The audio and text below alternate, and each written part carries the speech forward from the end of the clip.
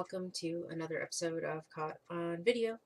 This is Honey Halliwell, and I am here for what looks like Halloween week.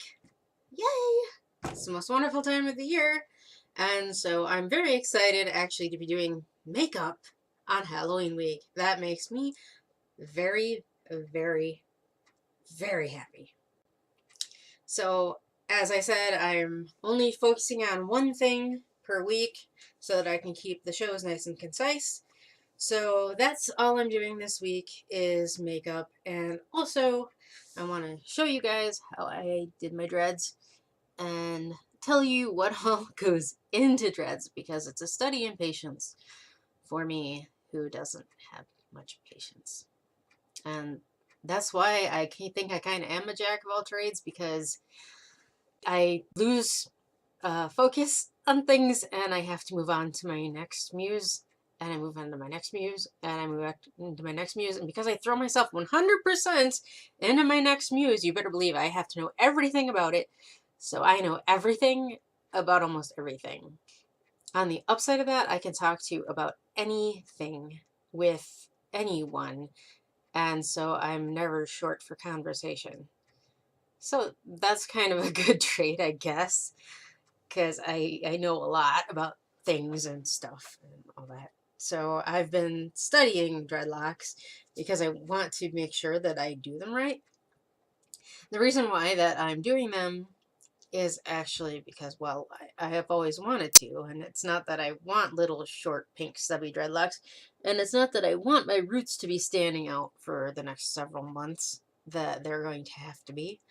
Yeah, this is a work in progress, kids. It's a big responsibility, but I am actually planning to do dread extensions, long, beautiful extensions, and I'm creating little nubs for the extensions to go on.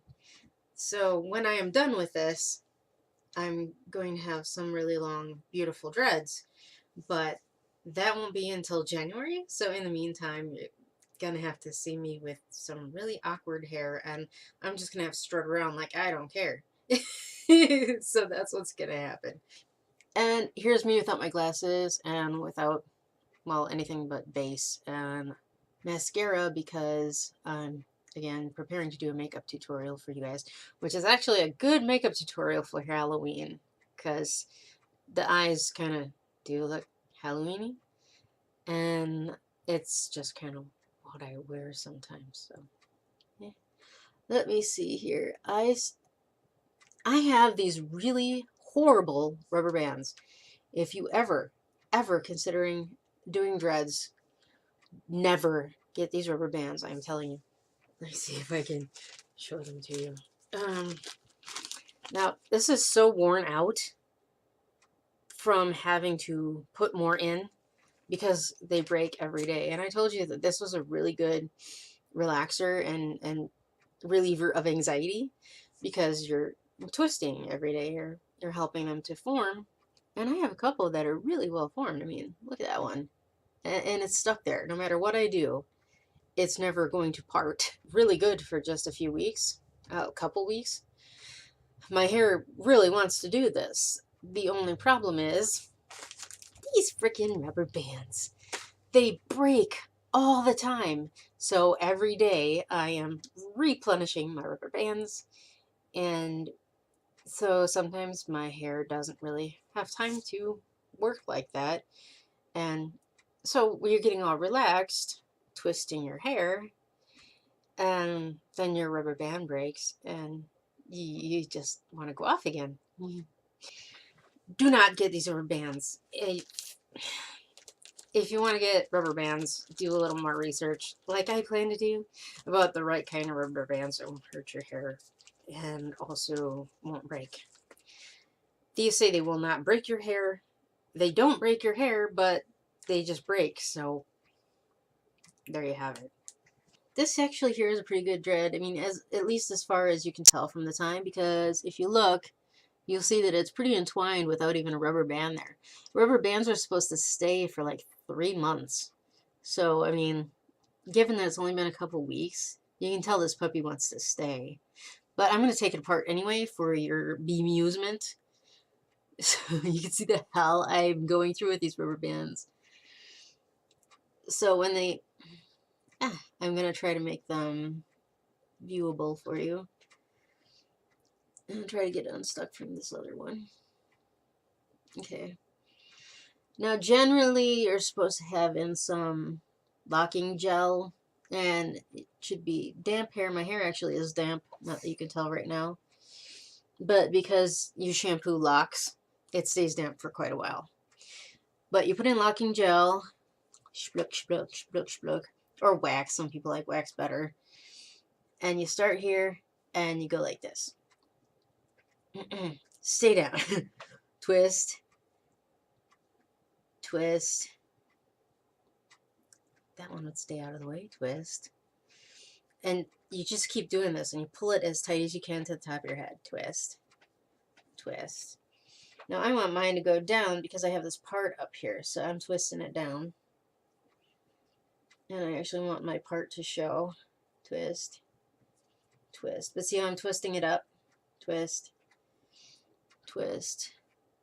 Now these will come a little looser, but through time and through washing your hair and through using the gel, sometimes, because I don't have enough gel right now, so what I would do is take it a little bit from the bottom of the tube and go and rubbing it like that.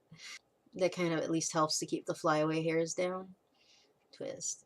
Because then eventually what's going to happen is that this lock is all going to become one big matted, well, dreadlock. And here are my hated rubber bands. And bada boom, we have a twist lock. Easy peasy, right? People go to their salon and pay, God, I've heard $200 to $600 to have their hair dreadlocked. I don't know if that also includes the extensions or not, but I do my research. So, I mean, I may not be doing it exactly right, but for, all intents and purposes, I am going to have dreadlocks, and I'm going to be able to put in the dreadlock extensions that I'm getting that only have one loop, and you just take the loop, you pull the loop through, you pull your hair over, and you rubber band it, and insta dreads. I will have to show you a part of that process anyway. Maybe I'll save one last one to do on the show so you get kind of a hint of how I'm doing it. Okay, so I'm not doing these colors, okay? But these are the dreads I'm looking for. Something like that. But I plan to have a brown underneath, kind of like this two-tone color with a cotton candy pink top. As I said, it is an exercise in patience because I won't have those until January, which is a great birthday present for myself. And 2, because I have to be very patient through the awkward stage of my hair. I mean, I can't even do the back yet. It's so short. So I have to wait for it to grow out so I can even get little nubs on the back. Bear with me through my awkward stage of my hair. So now you kind of know how to do a... now that I have entertained you with my pretty pink, soon-to-be very awkward locks, I can get on to makeup. I promised you that I would do... Oh, I'll show you my kitty.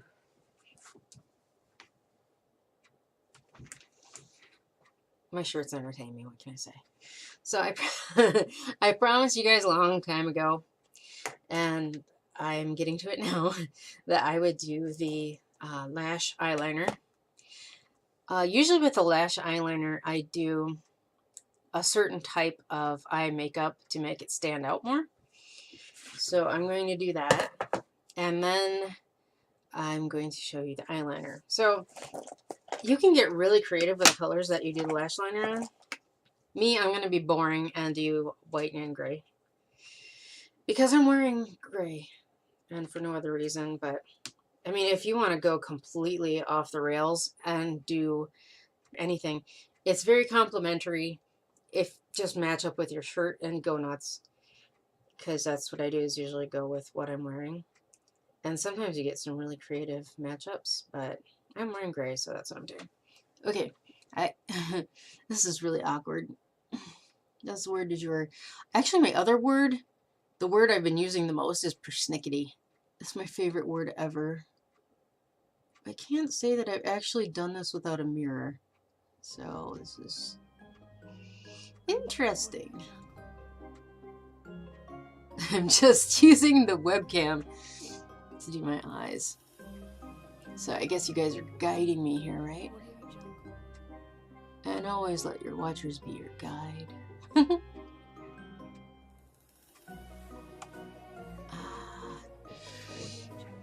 A light base at the actual eyelid is really good because it's really gonna help both lash liner spots stand out a lot. And you don't want to use too dark of a shade above your eyelids because that will kind of blank out the other eyeliner form that we're going to put up there. I would have music on, but it would totally probably drown out what I'm doing, and freaking copyright violations, right? Back in the olden days when I was doing radio, back in 99, it was the Wild West, and they hadn't quite invented internet copyright violation stuff yet, so we could play pretty much anything we wanted on the internet. Ah, those were the days. Back in those Wild West days, when we could do anything we wanted online practically. I remember when I first got online back in '96, you could pretty much put anything online and there was porn anywhere because, of course, they're the first things to get out on the internet. But it took, I don't know, a good 15 minutes for my pictures to just chunk, chunk, chunk, chunk, chunk. People would wait, though, because that was all we had. It took forever to get online, too. It was pretty wonky. Okay. Well, it's not the best, but considering I don't have a mirror. Oh, note to self, next time, bring a mirror. But really all I need is a base for this. No, I should completely screw it up. Let's try this side. Huh. I'm not so dyslexic when it comes to this side. Interesting.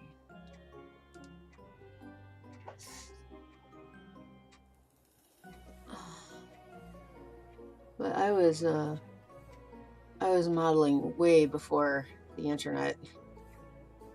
So as soon as it came out, what, 95?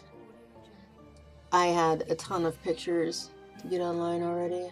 I was totally prepared. I said this was going to be the big thing. This is going to change everything. And it did. It's a far cry from William Shatner saying no one's going to want a computer. Which is awkward, actually, considering he was a captain on Star Trek, and Star Trek was the inspiration for a lot of our inventions. Don't get me wrong, I adore William Shatner. He is hilarious.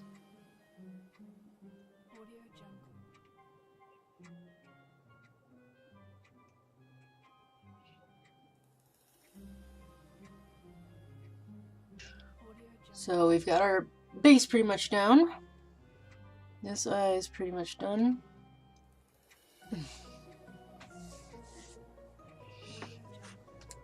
The only problem is my feet are falling asleep.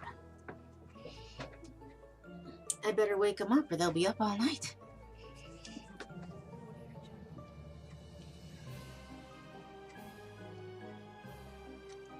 And I told myself this would be easy. Of course, the upside of all of this is you guys don't have to do it in front of a webcam. So it should be a breeze for you. Alright, so this is my basis for the lash eyeliner. Just the absolute basic. You can work on this. Just start doing this until you get it down. Because after this is where the fun happens. So the lash liner, assuming that I'm going to do it right for you, needs a mirror. Hey, look at you! I see you. Check it out. Hey, you look like you're getting it right. You're learning. Okay. So I'm gonna do this in the mirror, and hopefully that will help everybody. You start with the outside of your eye. And you drop it down. 1. Drop it down. 2. And drop it into the last one. 3. Easy? I'm going to do the other one. Drop it down. Drop it down. Drop it down. And of course, try to get them to match as much as you can. Now, I have been known to do these smaller, but it all depends on the mood you're in. Like right now, I am feeling impy. I've been feeling impy for the past several days, which is to me like a cross between grumpy and humorous. I'm not sure. It's like sort of mean-spirited, but with a really big sense of humor. So I guess I'm showing it in my eyes. I have these really nice big lash under eyes. Now, you can totally choose to just go out with these nice lash under eyes, which I've been known to do sometimes, or you can move on to the next level. And I was going to do this in a 2-part because it was a longer show, but now that we have the whole show to dedicate just to the makeup, I'm going to do the second part too. Yay! And like I said, this is really great for Halloween if you want to do these really big, rambunctious eyes. Prepare yourself. If you have the under eyes down, we can move on. Alright, here's where I go. Top level, just between the 2 layers. Make a nice big line.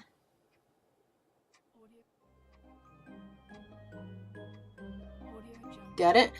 Alright, nice big line. There we are. But stop just short of meeting this up. Yeah, see, alone, just a plain line. It's not really working. But, here we go. 1 line. 2 lines. 3 lines. And now it looks like I have lashes that continue up higher. Cool? It's like a little bit of an optical illusion. Alright, I'm going to continue with this eye. My hair will get out of my way.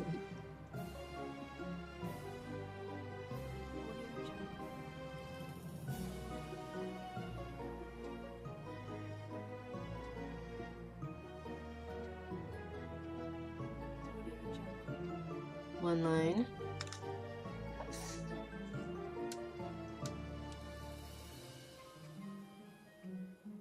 Two lines.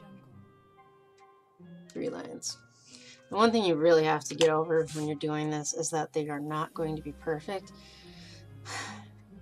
Perfectionism is one of my big things, but they're not going to be perfect. The thing is, nobody's going to notice.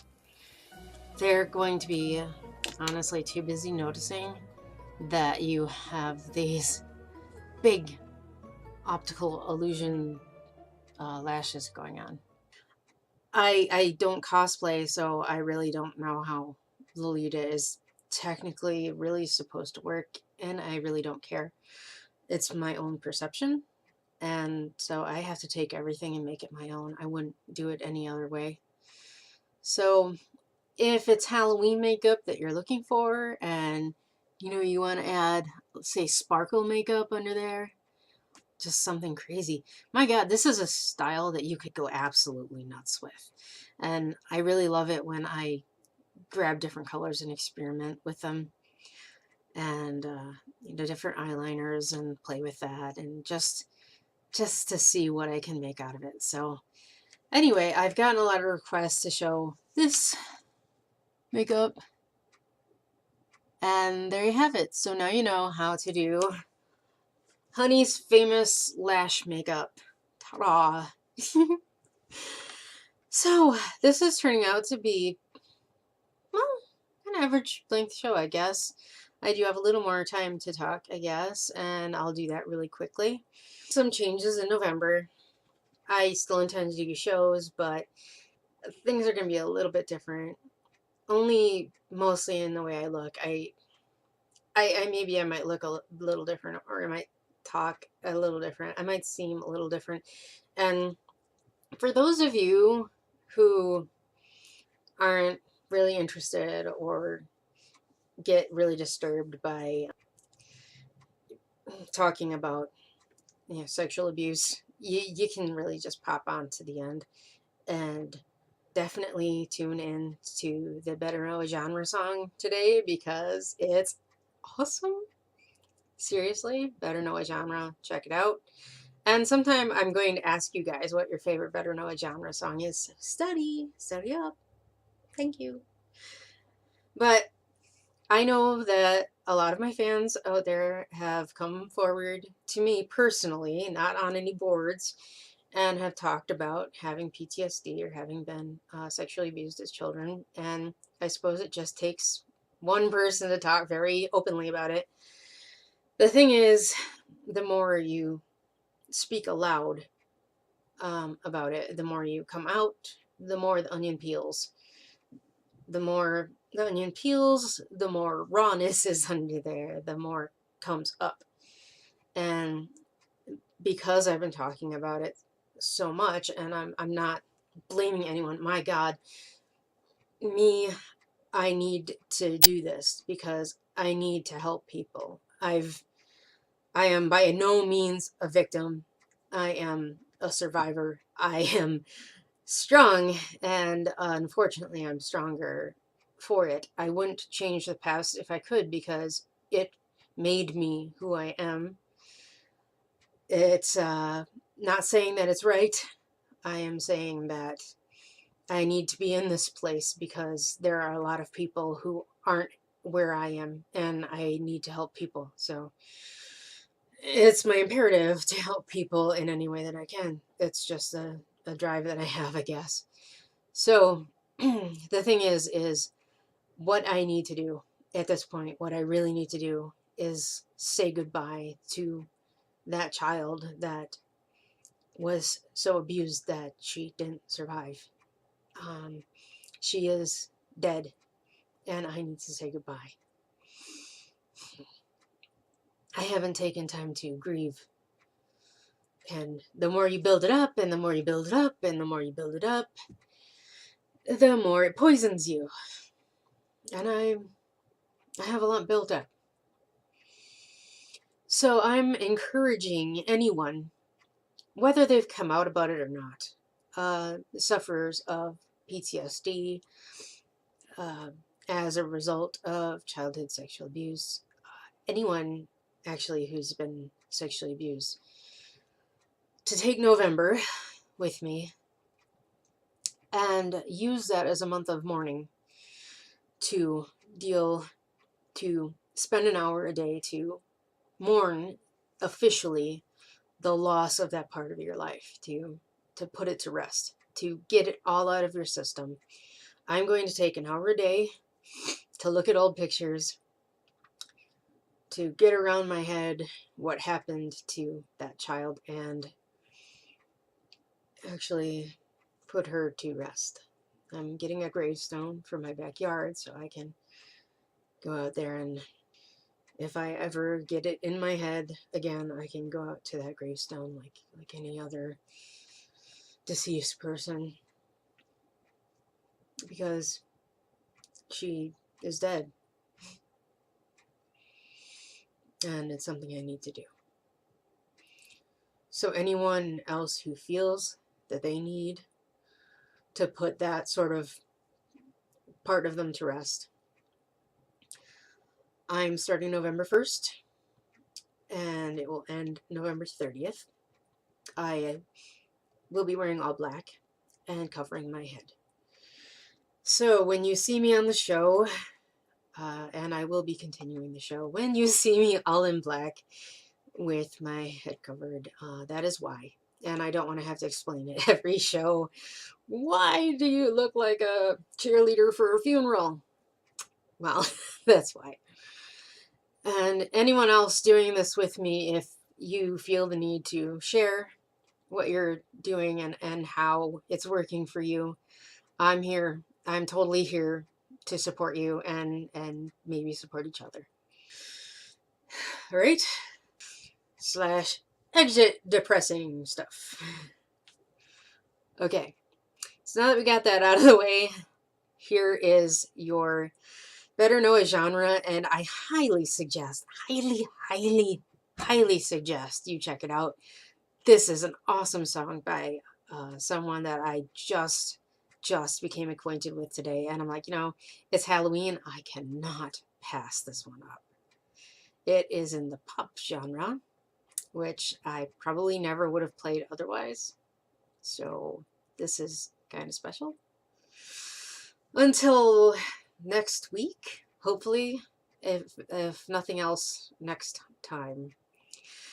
Thank you, everyone, for all of your awesomeness and support. By all means, visit my fan club at tinyurl.com/honeyfans, or my place where I just geek out and shoot the carp at tinyurl.com/honeyplus.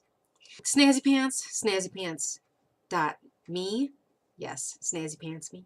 And that's where I sell all my clothes for curvy girls. And yes, if you have a large bosom, trust me, even my button-down shirts will fit you. And that's all for now. Take care, everybody.